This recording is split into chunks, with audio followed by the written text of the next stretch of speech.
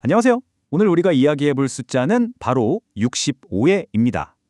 한국에서 이 숫자는요, 단순한 나이가 아니에요. 누군가에겐 오랜 노동의 보상이 시작되는 약속의 숫자이기도 하고, 또 다른 누군가에겐 아주 냉혹한 현실의 성적표가 되는 숫자이기도 하죠.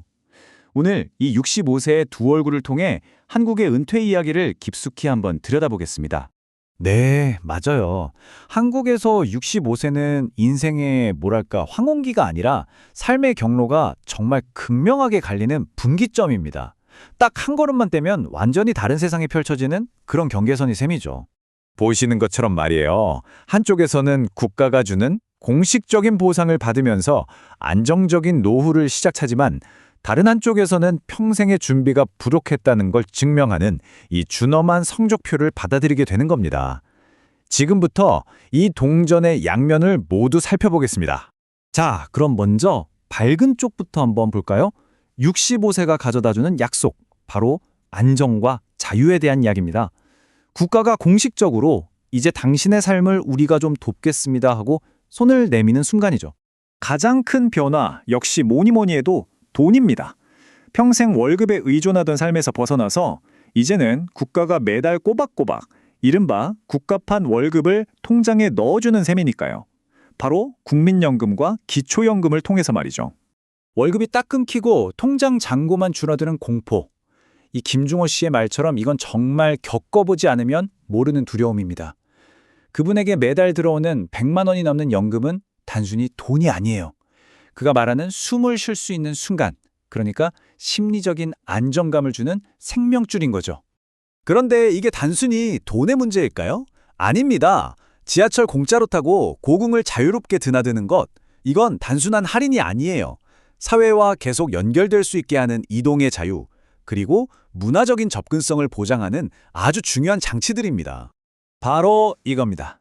교통비가 안 되니까 일단 집 밖으로 나가는 발걸음이 가벼워진다. 이 한마디가 모든 걸 설명해 주는 것 같아요. 이 혜택의 진짜 가치는 돈을 아껴주는 걸 넘어서 사람들을 집 밖으로 나오게 하고 친구를 만나고 활동하게 만드는 강력한 사회적인 도구라는 점입니다. 자, 그런데요. 이 약속의 빛이 밝으면 밝을수록 그 뒤에 들여온 그림자는 더 짙어집니다. 국가가 마련해준 이 단단해 보이던 토대가 사실은 아주 가혹한 현실의 벽과 마주하게 되기 때문이죠. 이 숫자를 한번 보시죠.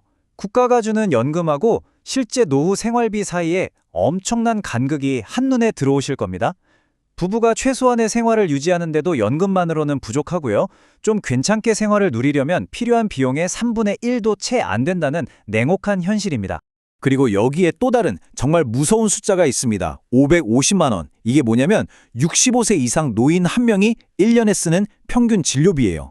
전체 국민 평균보다 무려 2.4배나 높은 결코 무시할 수 없는 비용이죠. 그래도 건강보험이 있지 않나? 라고 생각하실 수 있어요. 물론 큰 도움이 되죠. 하지만 가장 큰 부담이 되는 비급여 항목이나 또 누군가 아프면 반드시 필요한 간병비 같은 비용은 여전히 온전히 개인과 가족의 몫으로 남겨집니다. 이게 바로 보이지 않는 거대한 구멍인 겁니다. 결국 이 벌어진 틈을 메우기 위한 선택지는 많지가 않습니다. 이건 필연적인 결론으로 이어지는데요. 바로 수많은 분들에게 은퇴라는 건 사전 속에나 존재하는 단어일 뿐이라는 현실입니다. 노동은 선택이 아니라 생존을 위한 필수 조건이 되는 거죠. 왜 이 일을 그만두지 못하시는 걸까요? 즐거워서? 성취감 때문에? 데이터는 아주 차가운 현실을 보여줍니다. 일하는 고령층의 절반 이상이 생계비를 벌기 위해서 일터에 나서는 겁니다. 즐거움이나 사회적 필요 같은 이유는 그 다름이죠.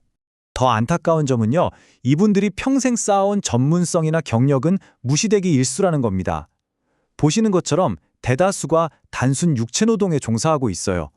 한평생 관리자나 사무직으로 일했던 분이 하루아침에 전혀 다른 일을 해야만 하는 현실, 이게 바로 많은 65세의 현 주소입니다.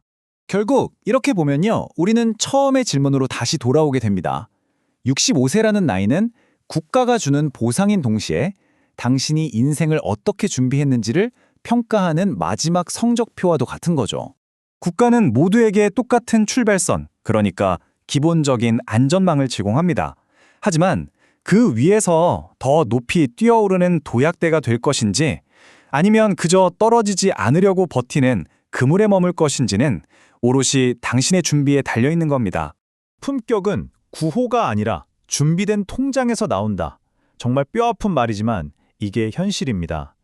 당신의 노년이 자유와 여유로 채워질지 아니면 돈 걱정으로 가득 찰지는 결국 이 경제적인 준비에 달려 있다는 명확한 메시지죠.